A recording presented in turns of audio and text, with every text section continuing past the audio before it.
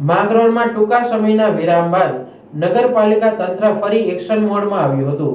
બપોર બાદ પોલીસ બંદોબસ્ત સાથે નગરપાલિકા ચીફ ઓફિસર તથા સ્ટાફે ગાંધી ચોક તથા જેલ ઝાપા વિસ્તારમાં દબાણો દૂર કરવા ડ્રાઈવ યોજી ટ્રાફિકને અડચણરૂપ 15 થી વધુ કેબિનો થડા દૂર કરવા કાર્યવાહી હાથ ધરી હતી। શહેરમાં ટાવર ગાર્ડન પાસે કેબિનો દૂર કરાયા બાદ કેટલાક સમય માટે તંત્રની દબાણો હટાવવાની કામગીરીને સ્થાનિક ચૂંટણીના કારણે બ્રેક લાગી જવા પામી હતી। જોકે અમુક દિવસો પહેલા જુદા જુદા વિસ્તારોમાં નડતરરૂપ એવી કેબિનોના ધારકોને નોટિસો આપવામાં આવી હતી।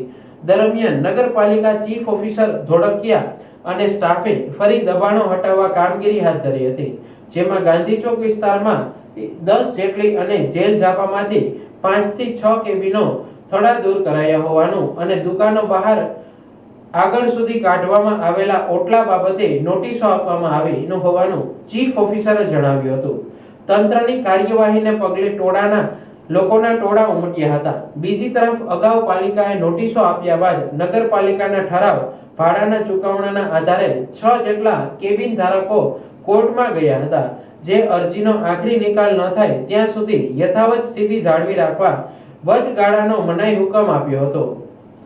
માંગરોળ નગરપાલિકા દ્વારા માનનીય પ્રાંત અધિકારી કેશોદના માર્ગદર્શન હેઠળ આજે વિવિધ ઇલીગલ આવેલી કેબિનો અને થડાઓને દૂર કરવા માટે દબાણ ડ્રાઈવ યોજવામાં આવી હતી। આ અંતર્ગત ગાંધી ચોકમાં 10 થી 12 દુકાનો હટાવવામાં આવી છે અને આ ઉપરાંત જેલ ઝાપા ઉપર 5 થી 6 દુકાનો હટાવવામાં આવી છે।